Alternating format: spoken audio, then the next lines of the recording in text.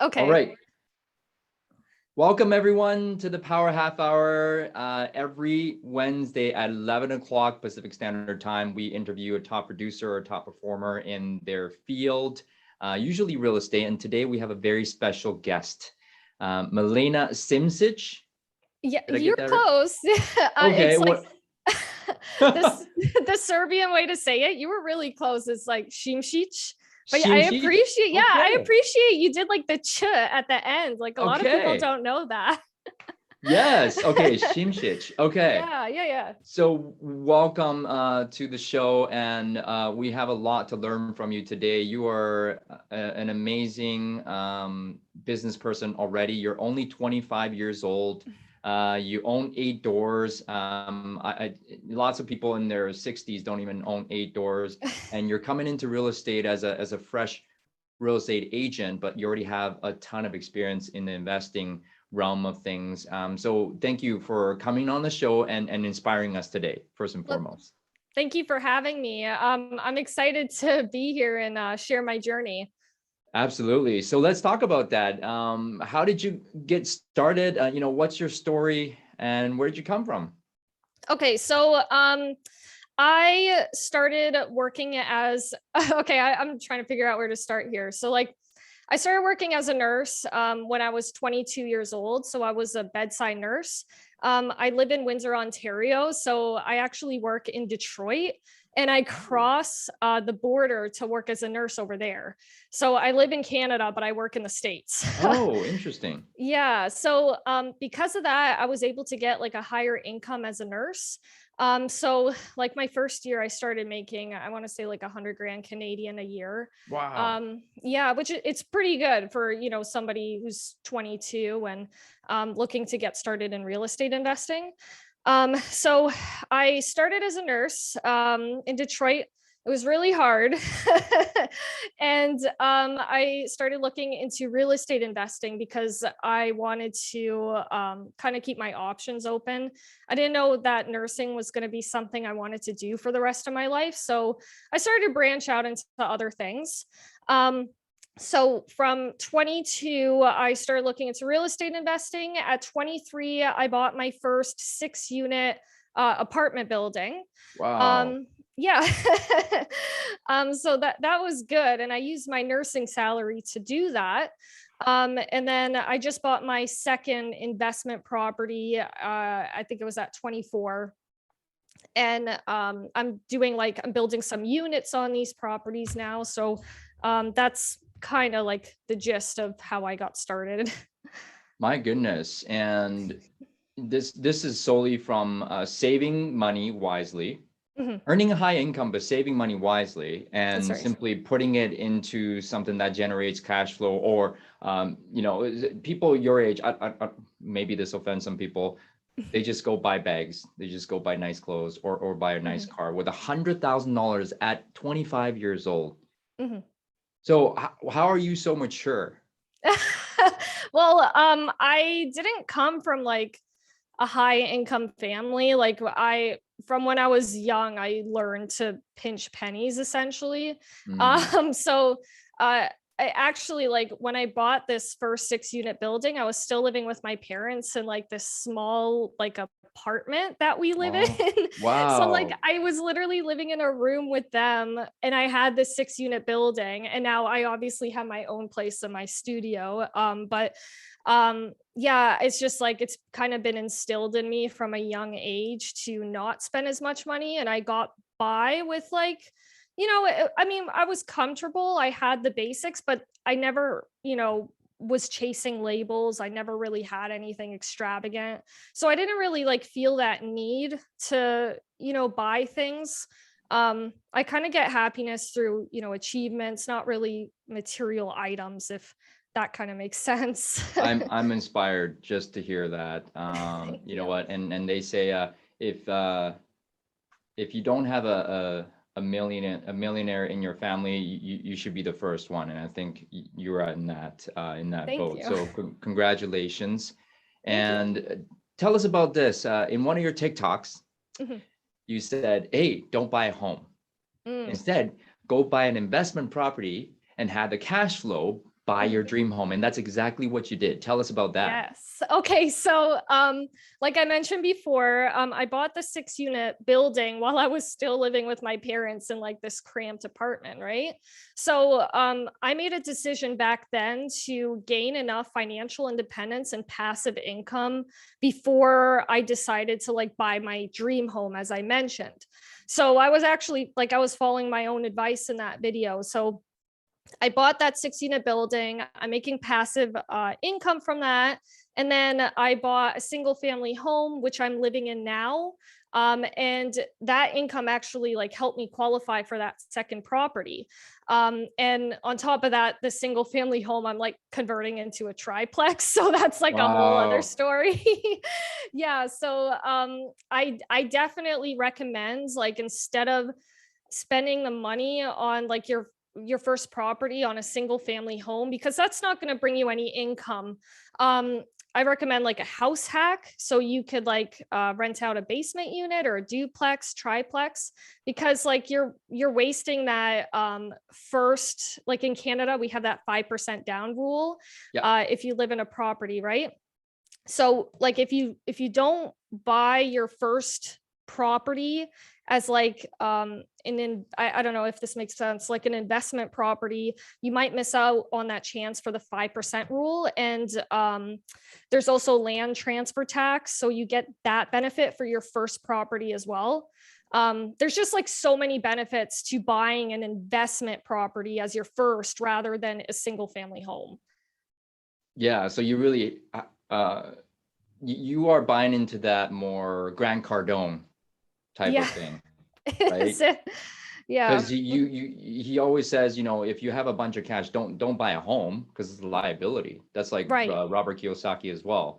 Absolutely. So you purchased the investment property, which is 6 units, and it ran out the cash flow for you to be able to buy your dream home. Right. With your obviously your high income, you know, nurse income as well. Right. Then you were able to do that. But if you were to start it with just buying your own home, then you would be paying into the home, but not building up your portfolio. So the young people out there right now listening, this is how you would do it. I'd like to get into the nitty gritty of the first deal. 6 units. How much was that? So I bought this 2.5 years ago. So I actually got that in Windsor, Ontario for 420,000. 6 units?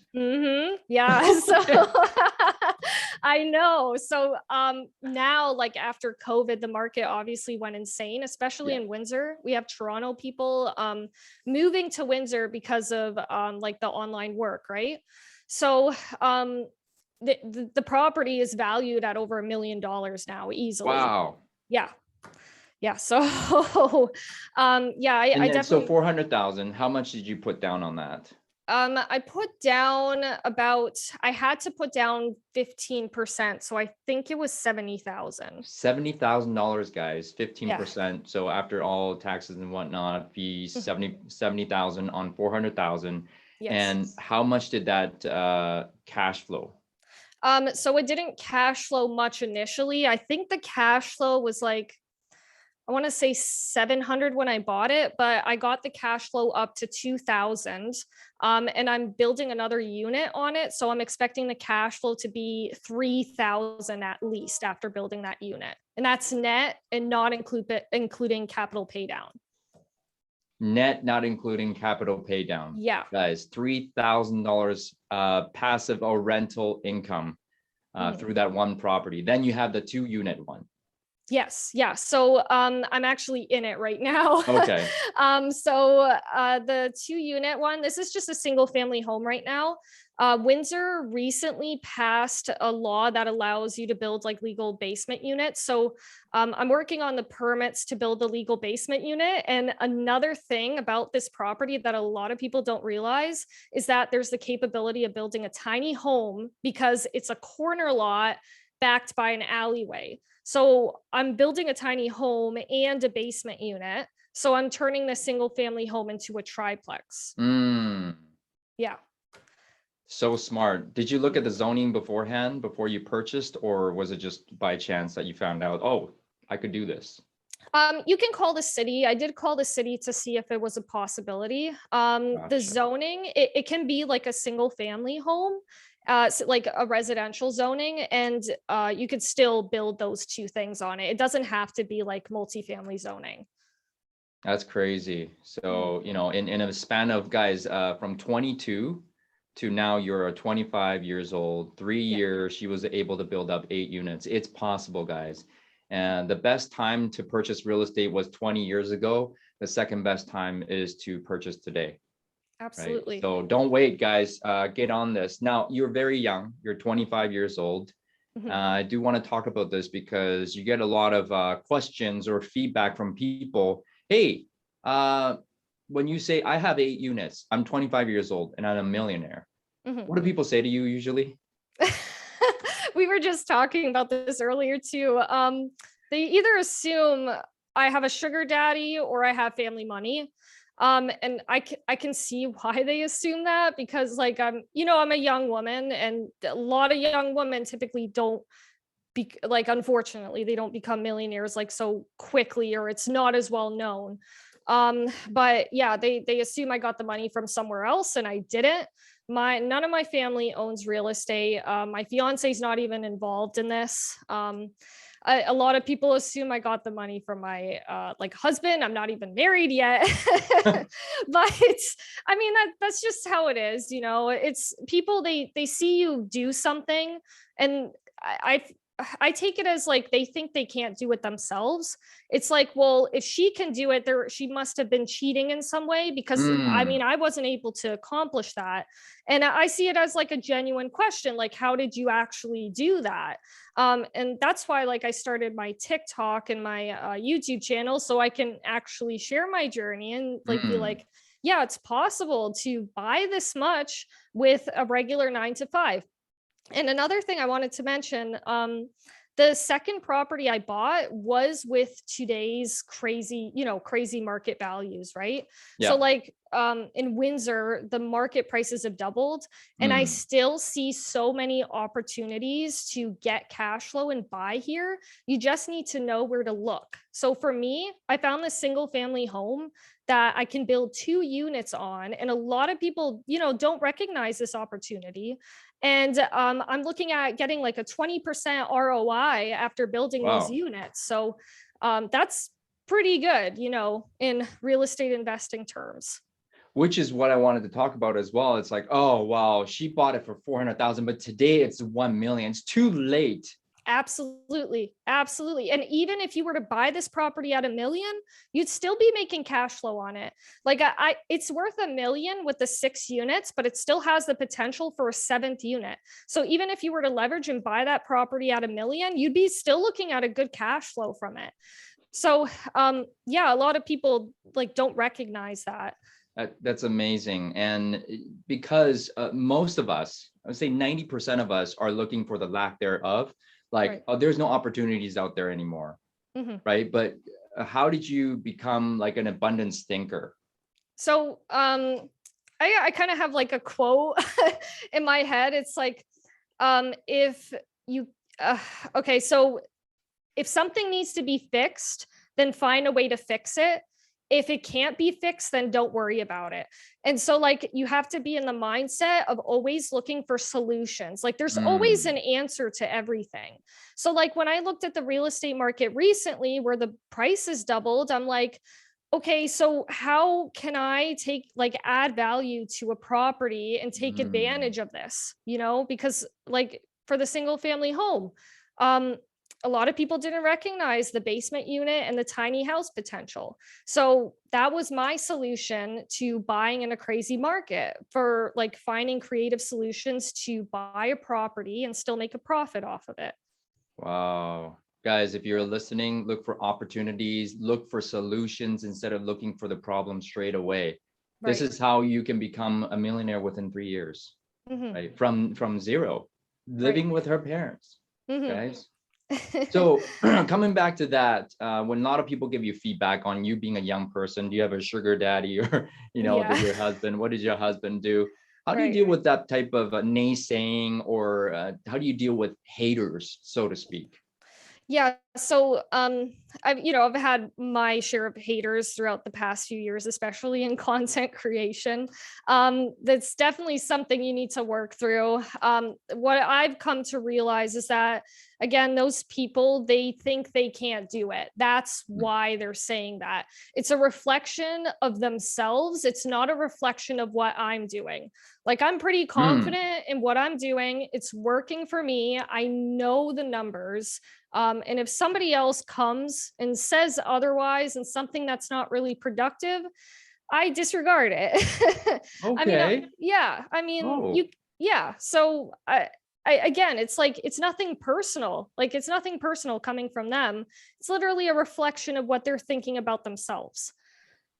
the haters, whether on any social media platform or in real life, guys, it's when they're hating on you, it's a reflection of themselves. It's not a reflection on you, Right. right? And I'm just amazed that you are so wise to realize that. Did you ever get affected in the beginning, or were you just like, ah, it's just dirt off the shoulder? Oh yeah, it definitely affected me at the beginning, Okay. 100%. Like I started at 22. I didn't, have a property yet. And I was seriously looking at going into real estate investing. And basically, like, all of my family members, they were completely against it. They were so against it. And a lot of my friends, and it was, yeah, it was hard. Wow. Yeah, it's okay though. So, but it worked out. It is going to be hard, and you need to, like, learn how to process that. Like, it's easy to say it's a reflection of themselves, but it's kind of hard to think that in the Yeah. moment. Right off the bat, um, it's like, oh, this person said this to me. It must mean something about me, right? Absolutely. The first thought, right? So you Right. really need to dissect that, step back and really observe that thought. Like, is it really about me or is it about them? Right. Right. So, man, congratulations on that. How does it feel to be the first millionaire in your family, Milena? Um, it's good. My parents are very proud of me now. They were very worried at the beginning, obviously, because I bought that 6 unit building and I was still living with them. They're like, what the heck is going on? And they're like, she's gonna go bankrupt before she's 25. Wow. And obviously it was fine, and I had to, keep reiterating it. But they see, like, where I'm at now. I got a couple properties. I'm becoming a realtor now. They're very proud. They're very happy for me, and everything's great now. My gosh, I bet because you guys are from Europe, kind of like Asia. The parents won't really say it to your face like "I love you," "I'm so proud of you," but I Yeah. am really really sure that they are immensely proud of you. You So know, I'm going to say that to you.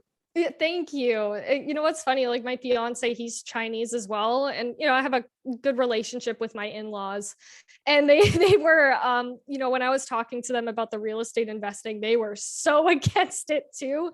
So I had, like, my future in-laws against it. I had my parents Wow. against it. The Eastern European and the Asian Yeah. together, just Yeah. like.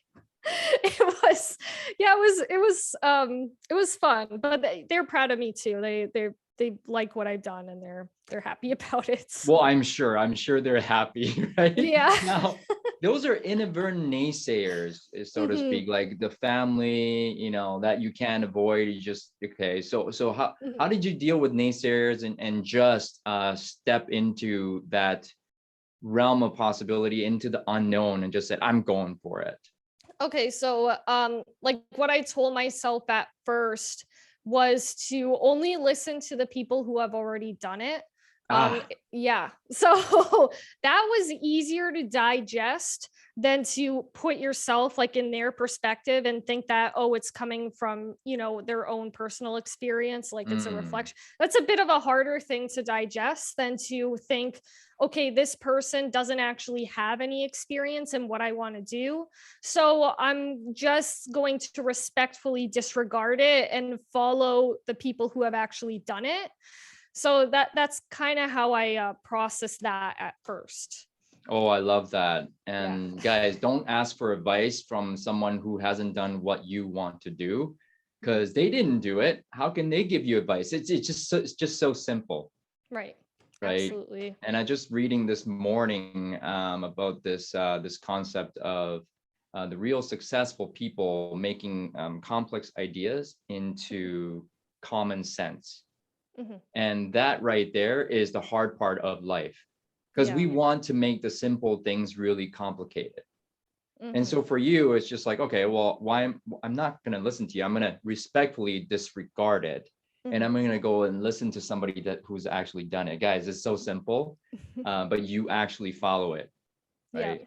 That's awesome. That's Thank awesome. you. So, yeah, you're welcome. Now, I want to talk about, leaving your full-time job into one of the most brutal sales industries, real estate. So welcome. Thank you.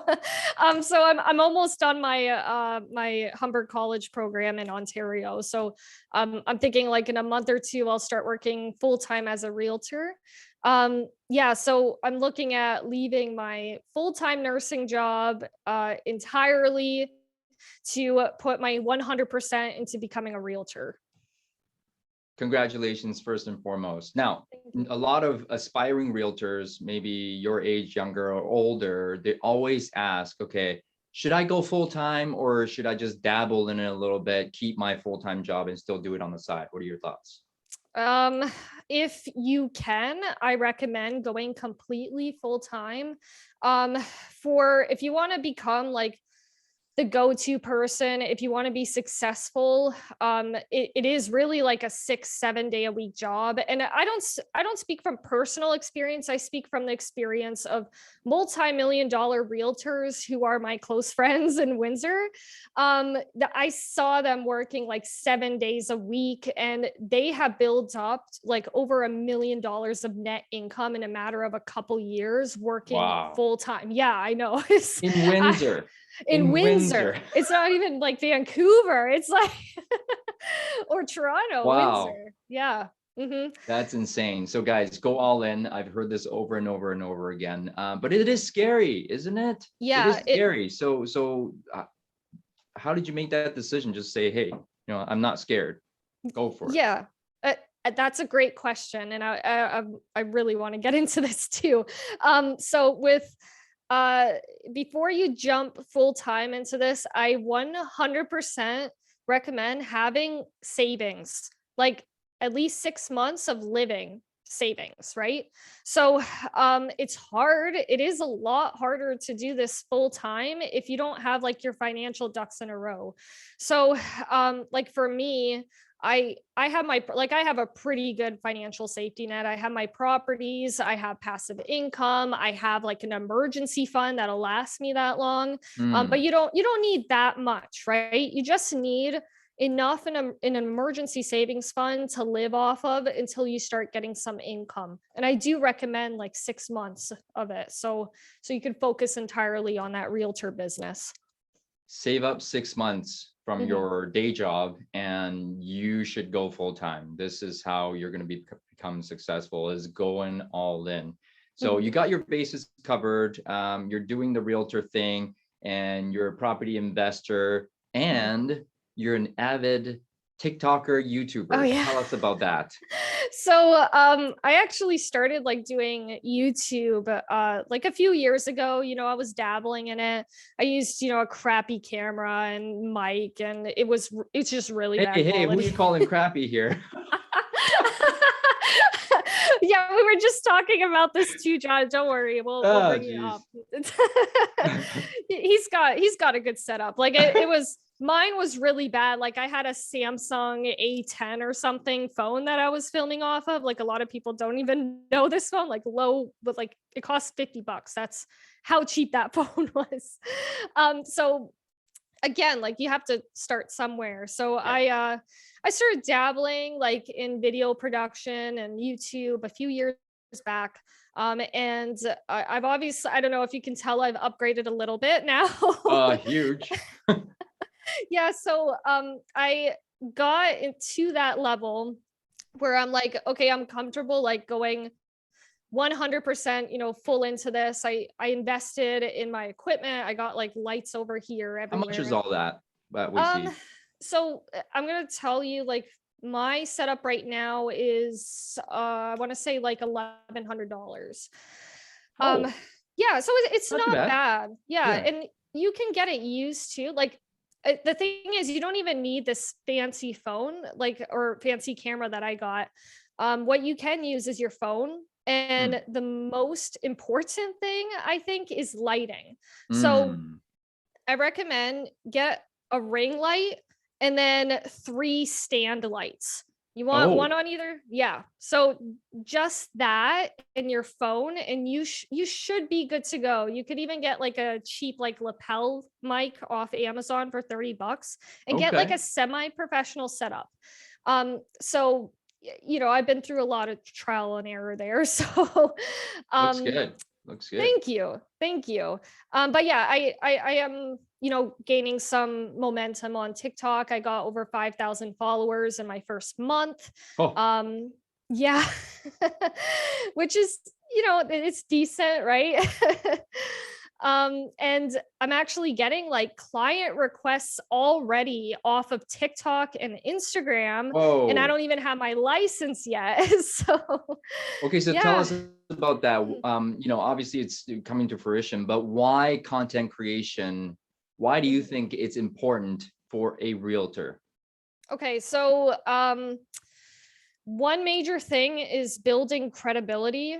Mm. If you're if you're active on social media, people have a place to look you up. Mm. And then on top of that, if you're making content that's real estate related, they'll look at you and they'll think, okay, this person really knows what they're talking about. I want to work with them. And on top of that, you're leveraging platforms that like the majority of people are on right now. So like everyone's glued to their phone. So if you're on there, you're exposing yourself to these not that's a bad word to choose, but like you're presenting yourself Yeah. to these people on these platforms like over and over and over again. And I think like to advertise yourself on places like TikTok, Instagram, Facebook, it's so much better than what the old realtors used to do with like the print ads. And it's Hey, still a hey, good hey, way to don't go. call It's me still a old. good way. Don't call me Before old. before we get there, I still think it's good. I still think there's a good return on investment with the print ads. Yeah. But man, with like social media, you can like the return on investment for the amount of effort you put into it and the money is so much higher. Like I got my $1,100 set up here, right? And I spend, I want to say like a couple hours a day with the social media and editing. And I'm already getting like clients coming in before I even have my license. And it's hard to get it that fast with, prints, but I just think it's a really good thing to go into if you're a realtor. It's your online business card, guys, Yes. right? If you're not on Facebook, if you're not on Instagram, if you're not on LinkedIn, if you're not on TikTok right now, get on it. I always tell realtors, is social media important? I say, you know what, it's not that important. Your sales skills are number one, and your Yep. work ethic is number two. But if you're not on a level playing field, if you don't have social media, you are at a disadvantage. Yep. Okay. But why TikTok? Tell me. Um, Good question. I really didn't consider TikTok as like an option until a couple months ago. I started like scrolling through it for hours on end because it's so addictive, and I Yeah, thought like it's really bad. Like it's it's so really bad. bad. Yeah, don't like produce content on there, but don't how do you say get high off your own supply. Yes. Yeah. So TikTok, it's a great platform where you can give like short bursts of information and Mm, build a brand. So yes. people are willing to watch you if the video's under a minute. And it's harder to do that on places like YouTube Yeah. because you're like it's 20-minute videos, right? Yeah. So you really need to have like a loyal subscriber who wants to watch that sort of that sort of video. But TikTok, anybody will watch that, right? It's not that much of a commitment. And on top of that, the TikTok algorithm finds your target audience so well compared to other platforms. So I was able to find like so many people in my city in like Ontario that are interested in real estate, because obviously like I'm putting real estate videos on TikTok. And it's not just for teenagers anymore. It's not just for dancing like it used to be. They're still dancing, but not as much. It's really like it's a great platform to get on because a lot of businesses have not seen the potential on it yet. It's still, you're at the beginning of the curve. So Right. this is where it's going to blow up. And guys, realtors, please get on TikTok and present yourself, give valuable information, or simply market your listings on TikTok. Do it, please. Milena, thank you so much for today. I'm inspired. I don't know. I think the crowd is especially inspired. Any last insight for us to finish 2021 strong? Last insight, take calculated risks. If there's a high reward and it's relatively low risk, like becoming a realtor, it's just $4,000 in about 6 months of your time. You could potentially make hundreds of thousands of dollars. Go ahead and take it. Like, I think this is a really good risk to take. Absolutely, guys. Calculated risk. Do some research, but not a whole ton of research, internet analysis paralysis. Go for it. Right. Thank you for today, Milena. This is awesome. And follow Milena. What's your handle on TikTok and all the rest? It's Milena Simsic. Okay. It's either going to be Milena_Simsic or Milena Simsic. You'll find me. Perfect. And to send referrals is Windsor, Ontario. Yes. Yeah. Perfect. All right, guys. Thank you. Make it a great day. Thank you, Milena. All the best. Thank you for having me. Thank you.